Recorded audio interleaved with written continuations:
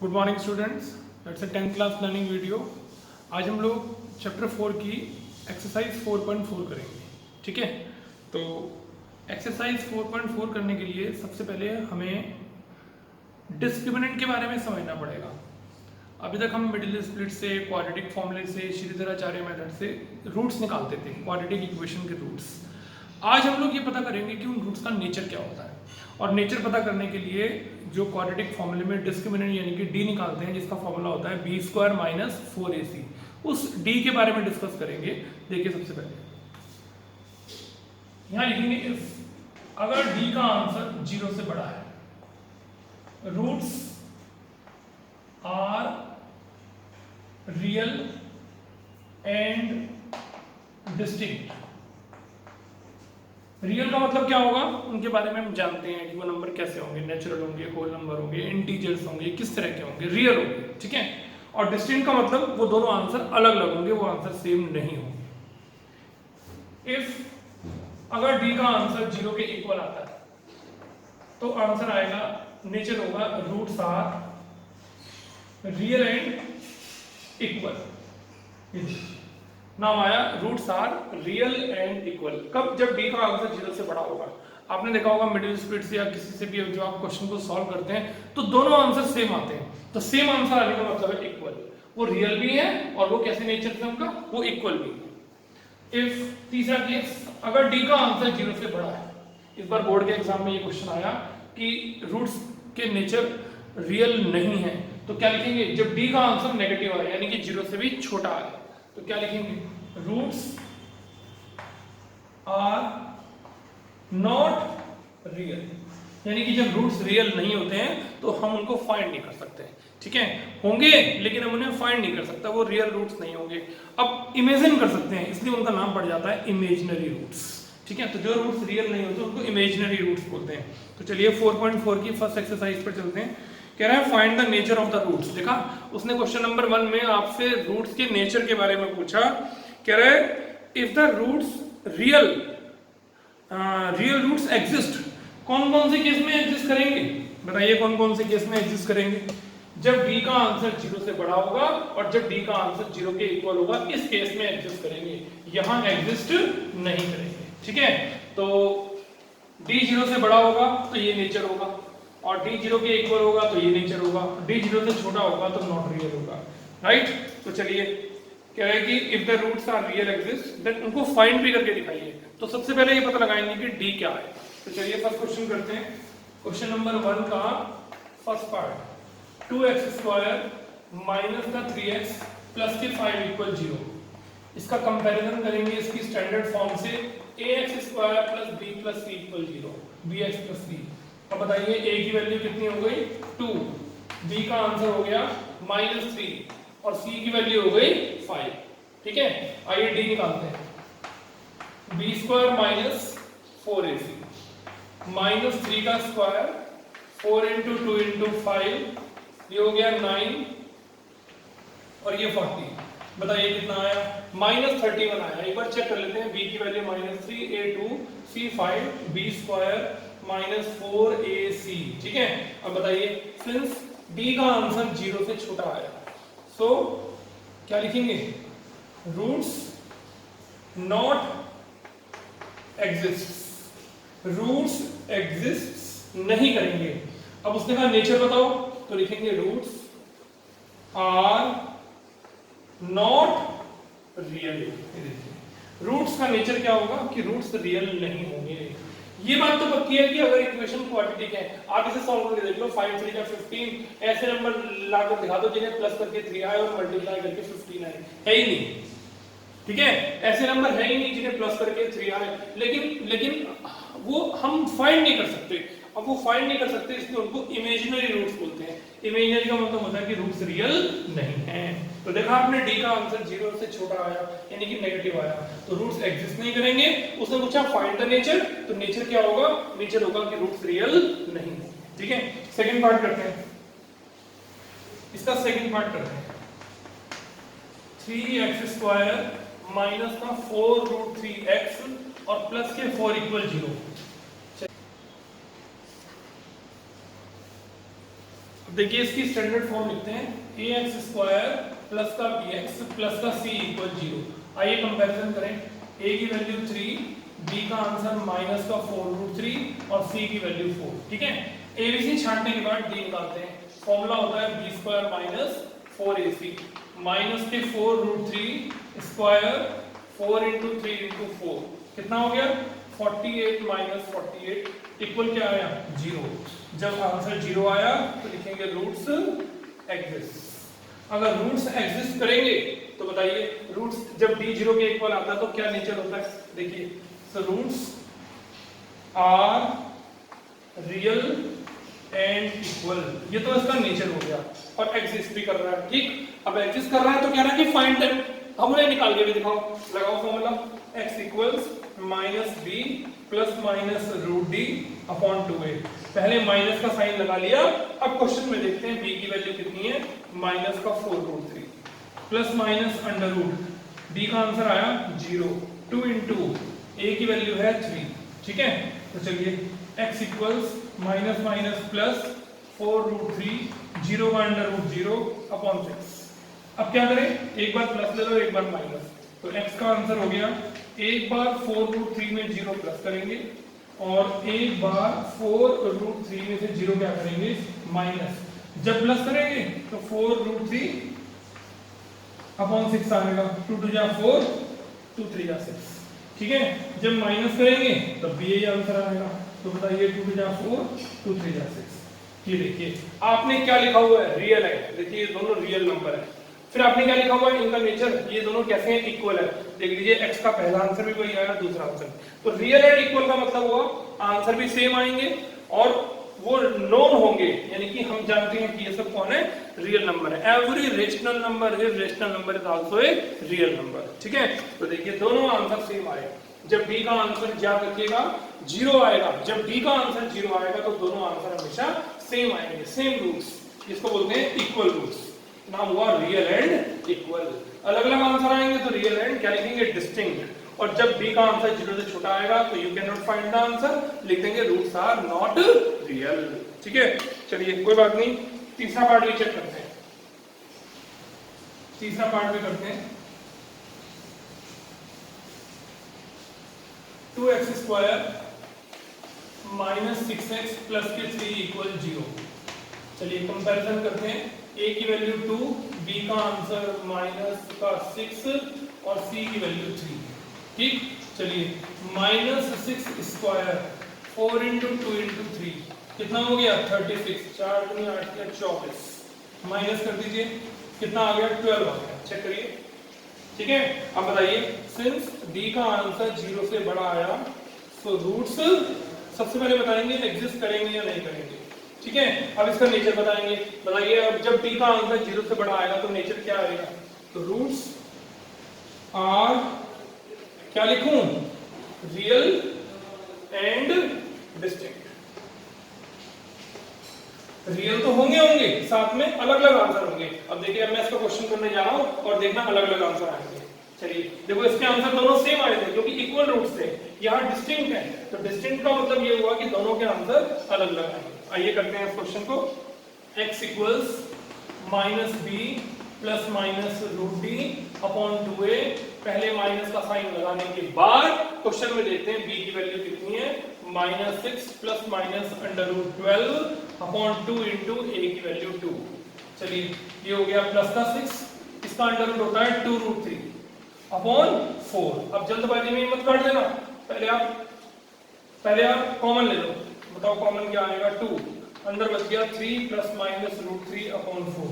अब आप काट सकते हैं कॉमन लेने के बाद। तो बोलिए पहला आंसर क्या हो गया 3 प्लस रूट 3 अपॉन 2, दूसरा आंसर क्या हो गया 3 माइनस रूट 3 अपॉन 2। देखिए दोनों आंसर अलग अलग आए। डिस्टिंक्ट, डिस्टिंक्ट का मतलब आपके दोनों आंसर अलग अलग आएंगे और इक्वल का मतलब आपके दोनों आंसर सेम आए। ठीक है, तो जब भी d 0 से बड़ा आए, d 0 के इक्वल आए तो क्वेश्चन को आगे बढ़ाना है, रूट्स निकालने हैं, नेचर बताना है। और अगर d का आंसर 0 से छोटा आ जाए तो क्वेश्चन को वहीं रोक देना है, रूट्स एग्जिस्ट नहीं करेंगे और रूट्स का जो नेचर होगा वो क्या होगा नॉट रियल। ठीक है, सेकंड क्वेश्चन पढ़ते हैं। देखिए सेकंड क्वेश्चन में क्या लिखा हुआ है।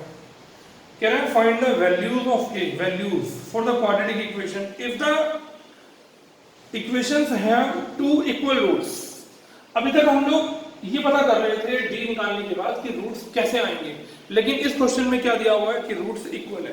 तो चलिए फर्स्ट पार्ट करते हैं। सेकंड क्वेश्चन का क्या लिखा हुआ है, 2x² प्लस का kx और प्लस का 3 इक्वल 0।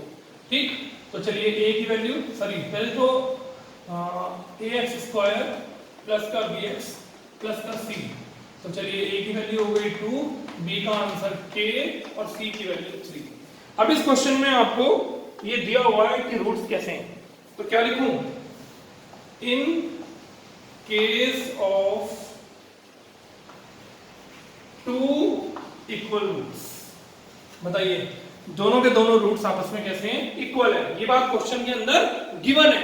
तो चलिए अगर रूट्स इक्वल हैं तो बताइए, जब रूट्स इक्वल हुआ करते हैं तो बताइए डी का आंसर किसके इक्वल होता है, 0 के। ये दोनों हैं, ये दोनों हैं और ये दोनों हैं। तो जब भी रूट्स इक्वल होंगे तो डी का आंसर 0 के इक्वल होगा। तो लिख देंगे since roots are equal roots so in case so D equal 0। तो चलिए डी का फॉर्मूला लगाते हैं, b² minus 4ac equal 0। b की वैल्यू पुट करते हैं, k² minus 4 into 2 into 3 equal 0। ये हो गया k² माइनस 24। अब जब मैं स्क्वायर इसको उधर ले जाऊंगा और इसके ऊपर से स्क्वायर हटाते ही लिखेंगे प्लस माइनस √24। ठीक है, और देखिए इसका क्या आंसर होता है, 2√6। 24 का अंडर रूट करें तो छोटे छोटे फैक्टर बनाकर आंसर आता है, लेकिन जब भी हम किसी का अंडर रूट करेंगे तो याद रखिएगा किसमें लिखेंगे, प्लस माइनस में। यानी कि इसका आंसर प्लस 2√6 भी हो सकता है और माइनस 2√6 भी हो सकता है। ठीक है, क्योंकि इसमें वैल्यू नहीं, तो वैल्यूज, यानी कि हमारे आंसर 1 से ज्यादा है। सेकंड पार्ट करते हैं, इसका सेकंड पार्ट करते हैं। kx ब्रैकेट में x minus 2 equal 0, sorry plus का 6 और इक्वल 0। अब देखिए पहले मुझे इसे क्वाड्रेटिक इक्वेशन बनाना पड़ेगा। kx² मल्टीप्लाई करिए अंदर माइनस का 2kx प्लस का 6 इक्वल 0। इसके नीचे लिखेंगे standard form ax² plus bx plus c equal 0। बताइए a की वैल्यू क्या हो गई, k, b का आंसर क्या हो गया -2 और c की वैल्यू क्या हो गई 6। ठीक है, आइए d निकालते हैं। फॉर्मूला होता है, सॉरी क्या लिखूं, इन केस ऑफ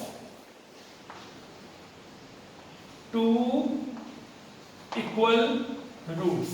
बताइए भाई इक्वल रूट्स में क्या होता है, हमेशा d 0 के इक्वल होता है। ठीक है, तो d की वैल्यू फॉर्मूला लिखिए, b² माइनस 4ac। चलिए b की वैल्यू माइनस का 2 ऐसे ब्रैकेट में 4 इंटू k इंटू और c की वैल्यू है 6 और इक्वल 0। ये देखिए कुछ गड़बड़ हो रही है, b का आंसर आएगा माइनस का 2k, x के साथ b की वैल्यू होगी माइनस का 2k, तो यहाँ मैं लिखूंगा माइनस का 2k। ठीक है, अब ये हो गया 4k² माइनस का 24k और इक्वल 0। बच्चे क्या करते हैं, इसको उधर ले जाकर काट देते हैं। काटना नहीं है, ऐसे कॉमन लेना है 4k। बताओ 4k कॉमन ले लिया, अंदर बच गया k माइनस 6। क्या करेंगे, एक बार जो कॉमन लिया वो 0 के इक्वल रखेंगे, एक बार जो ब्रैकेट में बच गया उसको 0 के इक्वल रखेंगे। ये हो गया 0/4, k की वैल्यू 0 आ गई और k माइनस 6 इक्वल 0, तो k की वैल्यू 6। तो k के दो आंसर आ गए, एक आ गया 0, एक आ गया 6। देखिए इसने कहा वैल्यूज, ये देखिए ऐसे काटना नहीं है, k से k उधर जाके काटना नहीं है, ऐसे कॉमन लेके करना है। जो कॉमन लिया एक बार वो 0 के इक्वल और जो ब्रैकेट में बच गया एक बार वो 0। ठीक है, तो हमें मालूम था इस क्वेश्चन के अंदर कि रूट्स का नेचर क्या है। तो जब पता है कि रूट्स इक्वल है तो फिर फटाफट स्टार्टिंग से ही d को किसके इक्वल रखकर चलेंगे, 0 के इक्वल, क्योंकि इक्वल रूट्स में हमेशा d का आंसर 0 के इक्वल होता है। ठीक है, चलिए आगे चलते हैं। छोटी सी एक्सरसाइज है, क्वेश्चन नंबर 3 करते हैं। थर्ड क्वेश्चन में देखिए क्या लिखा है कि if possible to design a rectangular mango grove whose length is twice the breadth, length is twice the breadth, तो breadth को x मान लिया और बताओ लेंथ कितनी हो गई, 2x हो गई। ठीक है, एरिया का फॉर्मूला होता है L into B और एरिया क्वेश्चन में कितना दिया हुआ है 800, यानी कि 2x मल्टीप्लाई x, तो कितना हो गया 2x² इक्वल 400, सॉरी कितना 800। x² की वैल्यू काट दीजिए, 400 अंडर रूट कर दीजिए 20, प्लस माइनस इसलिए नहीं लिखेंगे क्योंकि कभी भी किसी की रेक्टेंगल की लेंथ या ब्रेथ कभी भी नेगेटिव नहीं होती, इसलिए पॉजिटिव ले लिया। तो बताइए x किसको लेकर चले थे, b का आंसर 20 और लेंथ हो गई 2x, यानी कि 2 इंटू 20, बताओ कितने मीटर आ गया, 40 मीटर। तो उसने कहा कि अगर पॉसिबल है तो उन्हें फाइंड करके दिखाइए, तो x का आंसर 20 और 40 आ गया, देखिए पॉसिबिलिटी। ठीक है, बड़ा सिंपल सा क्वेश्चन था, लेंथ ब्रेथ का डबल है, ब्रेथ को x मान लिया, लेंथ 2x हो गई, क्रॉस अपनी मल्टीप्लाई करी, एरिया क्वेश्चन में 800 दिया हुआ है, तो हमारा आंसर 20 और 40 आ गया। Yes, it is possible. चलिए आगे चलते हैं, क्वेश्चन नंबर 4 ध्यान से पढ़ते हैं, थोड़ा क्वेश्चन नंबर 4 को ध्यान से पढ़ेंगे। पढ़िए 4th क्वेश्चन में क्या लिखा है, in the following situation is possible और not, the sum of the ages of two friends is 20 years. Let age of first friend x years, then age of second friend, बताइए कितनी होगी, 20 minus x। ये देखिए जब दो number का सम आता है तो एक को x मान लेते हैं और दूसरा हो जाता है 20 माइनस x। अब वो कह रहा है कि बताइए 4 years ago, आज से कितने साल पहले, 4 साल पहले, उनका प्रोडक्ट, तो अकॉर्डिंग टू क्वेश्चन बताइए 4 साल पहले पहले फ्रेंड की एज तो x माइनस 4 होगी और दूसरे फ्रेंड की एज में भी 4 साल क्या कर देंगे माइनस, देखो दोनों में 4 साल कम करती है, और इनकी एज का प्रोडक्ट बताइए क्वेश्चन में क्या दिया हुआ है 48। तो चलिए कह रहे हैं कि बताइए ये कंडीशन पॉसिबल है या नहीं है सिचुएशन, तो चलिए चेक करते हैं। 20 में से 4 गया 16, और अब इन दो ब्रैकेट को मल्टीप्लाई करते हैं, 16x और माइनस के 4x, 16x माइनस के 4x, सॉरी गड़बड़ हो गई है, ये x आएगा, तो 16x माइनस का x स्क्वायर माइनस के 64 और प्लस का 4x और इक्वल 48।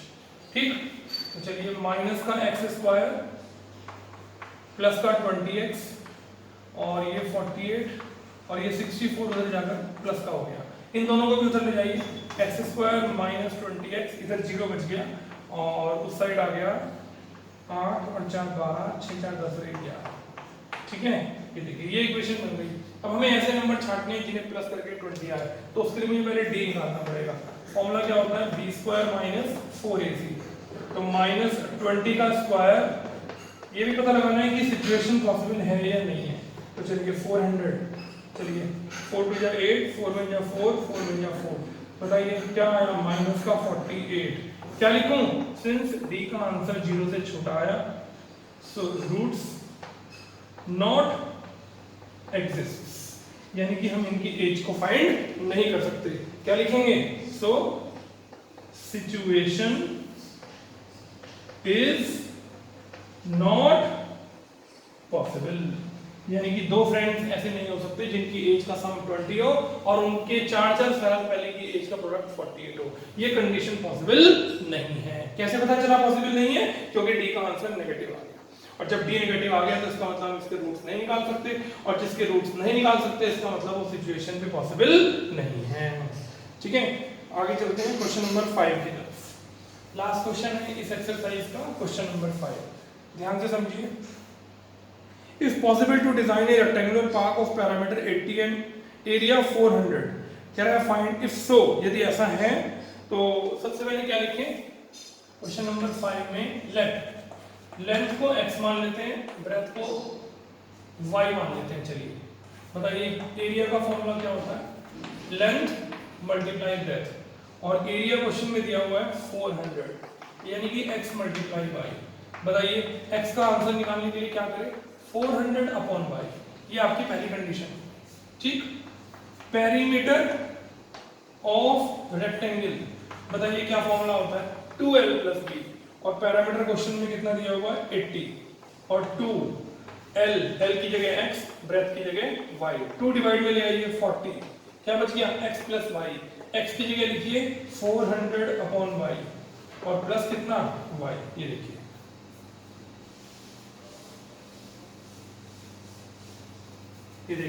एलसीएम ले लेते हैं, 40 equal 400 plus Y square upon Y, ठीक है, क्रॉस मल्टीप्लाई कर दो, 40y equal 400 plus Y square, उधर ले जाओ, वाई स्क्वायर माइनस 40y और प्लस के 400 और इधर बच गया 0। अगर आप इसे मिडिल स्प्लिट से कर सकते हैं तो मिडिल स्प्लिट से कर दीजिए। ऐसे नंबर जिनको प्लस करके तो 40 आए और उनकी मल्टीप्लाई करके 400 आए इक्वल 0, तो वाई स्क्वायर माइनस का 20y माइनस का 20y और प्लस का 400 इक्वल 0। चलिए y कॉमन ले लीजिए, y माइनस 20 माइनस का 20 कॉमन ले लीजिए, अंदर का साइन चेंज हो गया, ठीक, तो एक ब्रैकेट में y माइनस 20, एक ब्रैकेट में y माइनस 20। बताइए दोनों का जब आप 0 के इक्वल रखेंगे तो इसका आंसर भी 20 आएगा और इसका आंसर भी 20 आएगा। ये दोनों y के आंसर आए हैं। अब इन दोनों को हम फर्स्ट इक्वेशन में पुट करेंगे, तो क्या लिखेंगे, पुट इन इक्वेशन में, दोनों सेम आंसर आए हैं, ठीक है। अब देखिए, तो बताइए x का आंसर क्या हो गया, 400 अपॉन 20, तो यानी कि लेंथ भी 20 और ब्रेथ भी 20। जरा दिमाग लगाइए और सोच के बताइए कि क्या ये कंडीशन पॉसिबल है। क्वेश्चन को ध्यान से पढ़िएगा, क्या ना कि डिजाइन ऑफ रेक्टेंगुलर पार्ट और लेंथ और ब्रेथ हमारी सेम आई है। जब लेंथ और ब्रेथ सेम आती है तो रेक्टेंगल स्क्वायर बन जाता है, ठीक है। तो अब बताइए सेम कंडीशन पॉसिबल है या नहीं है। पॉसिबल है, बच्चे सोच रहे हैं नहीं है, क्योंकि लेंथ और ब्रेथ सेम आ गए तो स्क्वायर हो गया, और उसने क्वेश्चन में रेक्टेंगल कहा है। अरे भाई हर स्क्वायर रेक्टेंगल होता है, सारे रेक्टेंगल, कोई भी रेक्टेंगल स्क्वायर नहीं होता, लेकिन सारे स्क्वायर क्या होते हैं, rectangle. Since length and breadth are same, so part is in form of square, ठीक है। We know that every square is a, बोलो क्या, रेक्टेंगल। सो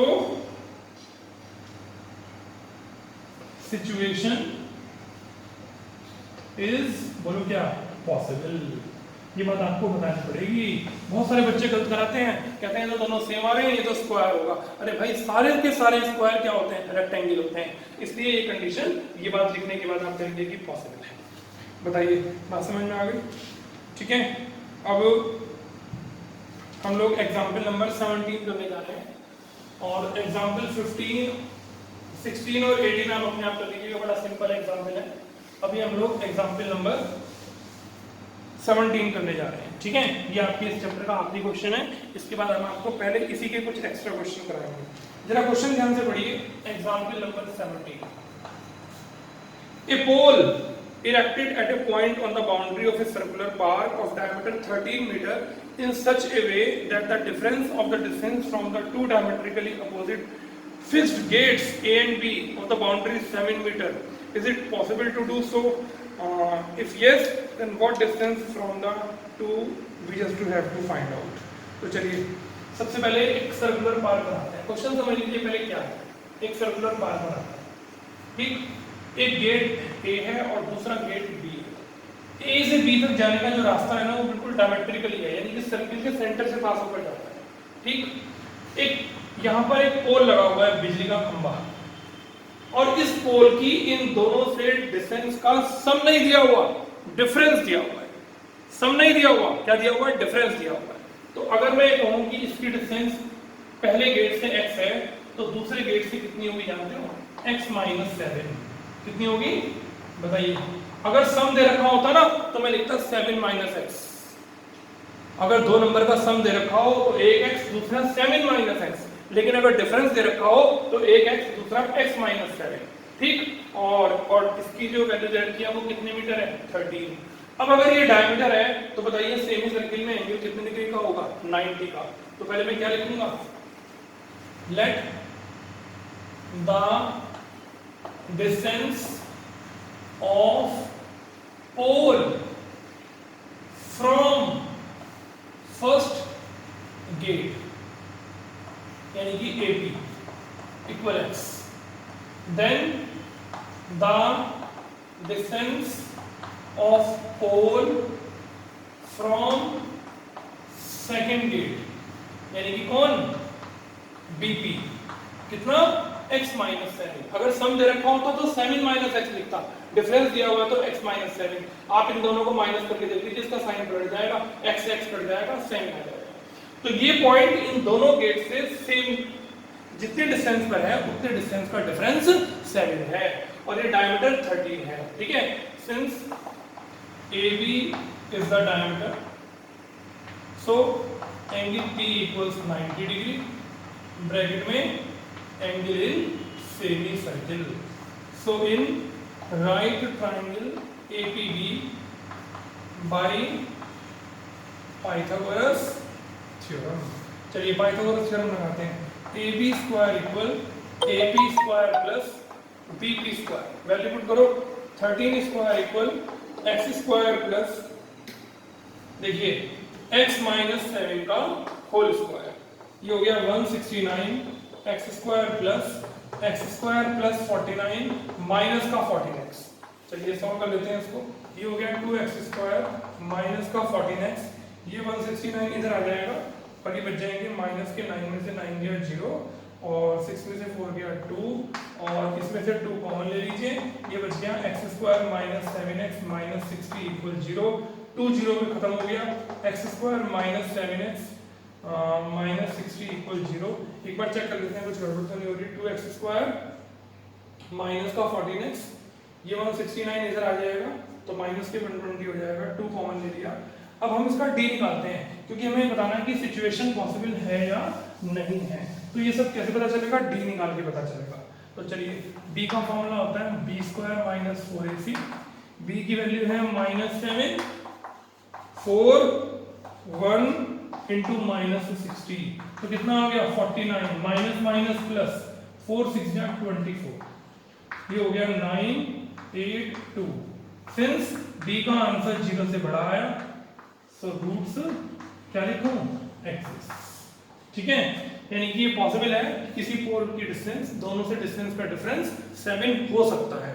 ठीक, अब वो कह रहा है कि इसका आंसर निकाल के दिखाइए। तो चलिए x equals minus B plus minus root b upon 2a, minus लगाने के बाद क्वेश्चन में देखो b की वैल्यू कितनी है माइनस 7, ये हो गया अंडर रूट 289 और 2 इंटू, ठीक है, तो चलिए कितना हो गया, ये हो गया 7 प्लस माइनस 17 अपॉन 2, एक बार प्लस ले लेते हैं एक बार माइनस, तो अगर प्लस लें तो 7 प्लस 17 अपॉन 2